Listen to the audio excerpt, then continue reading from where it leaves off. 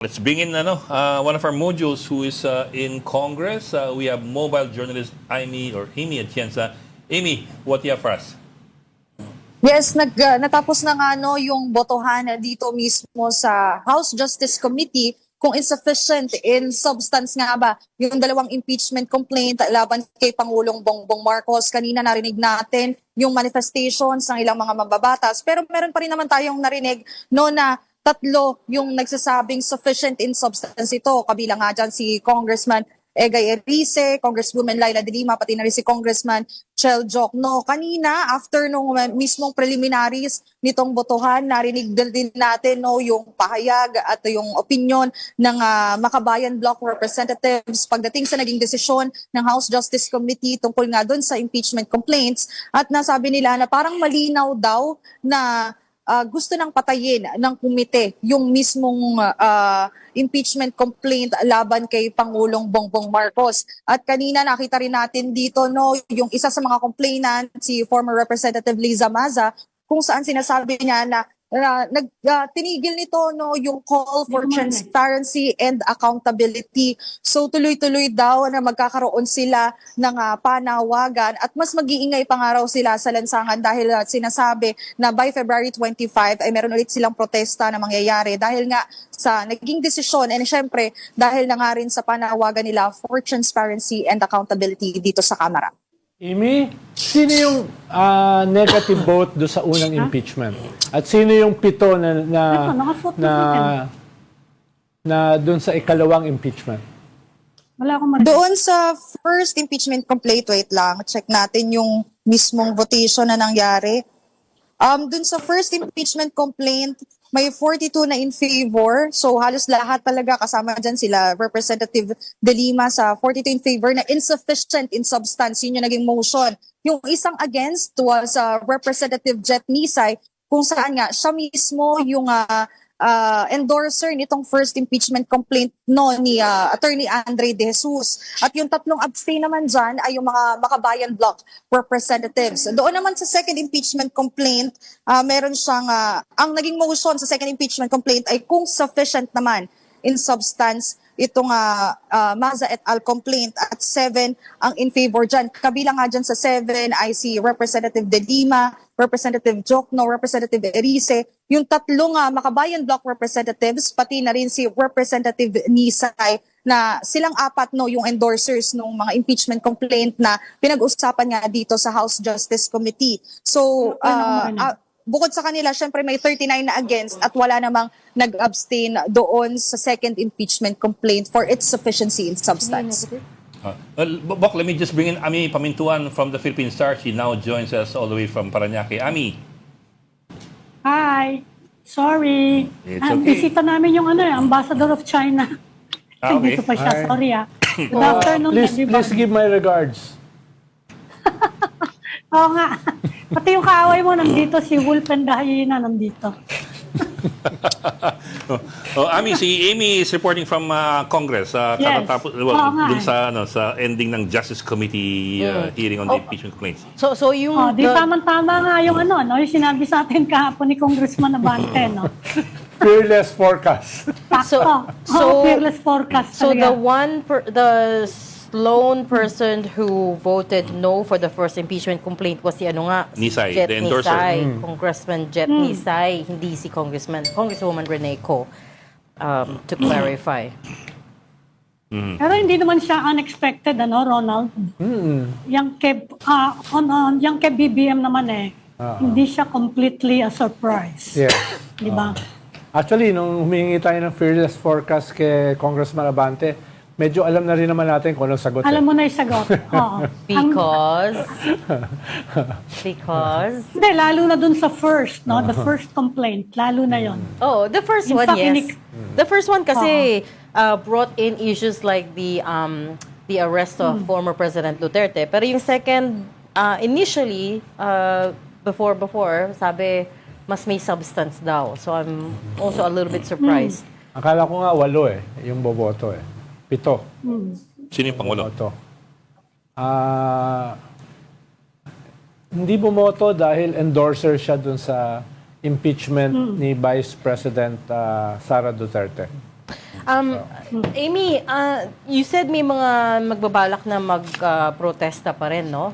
Kailan? February 20? February 25, 25. which is What are mangyayari they- naman sa EDSA EDSA. yun eh. That's an EDSA celebration. Oo. What are they asking for? Because this is, I presume, final. Anong gusto nila mangyari? Niluto.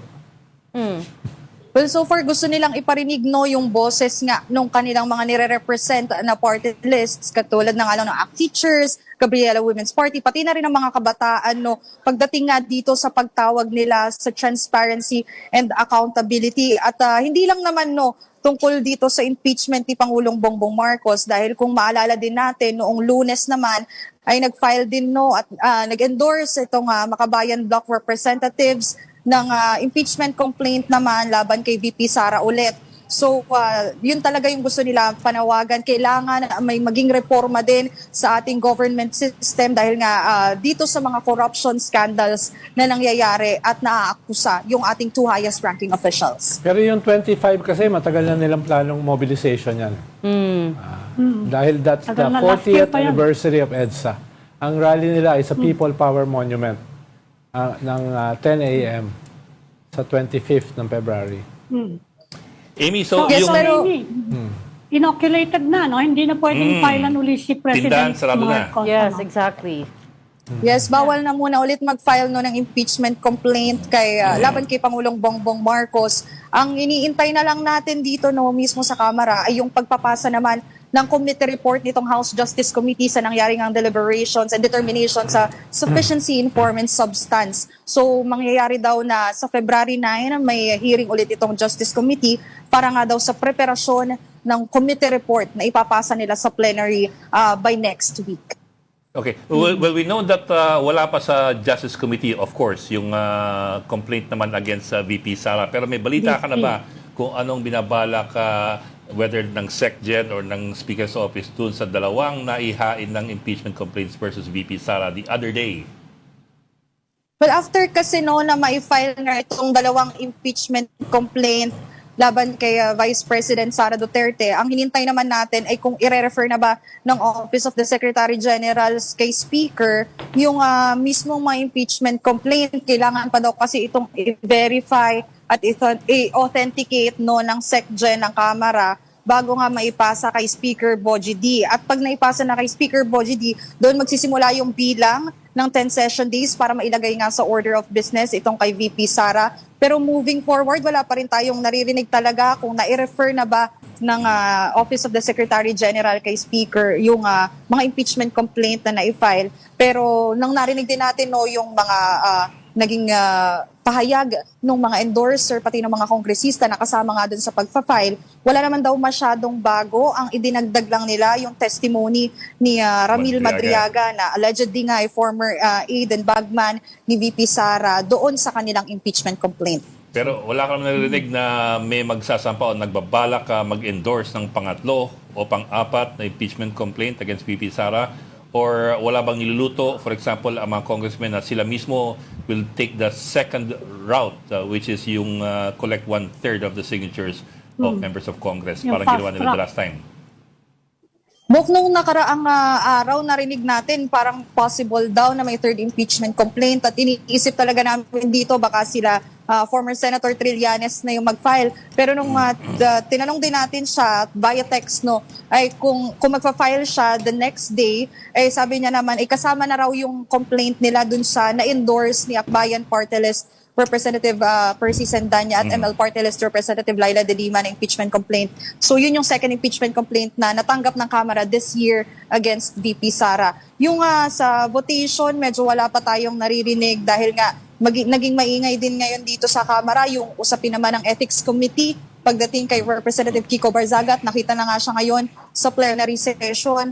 So abangan natin kung ano nga ba yung magiging desisyon ng Ethics Committee pagdating kay Representative Barzaga naman yung kung extension daw ba ng suspension or expulsion yung ibibigay kay Representative Barzaga.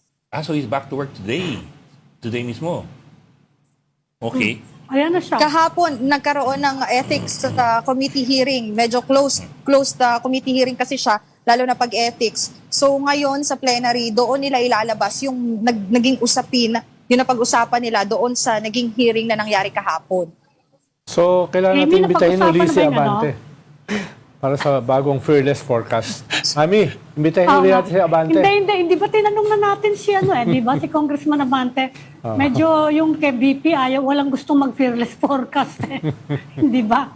Hindi, pero Amy, meron na bang finalize na new rules sa impeachment?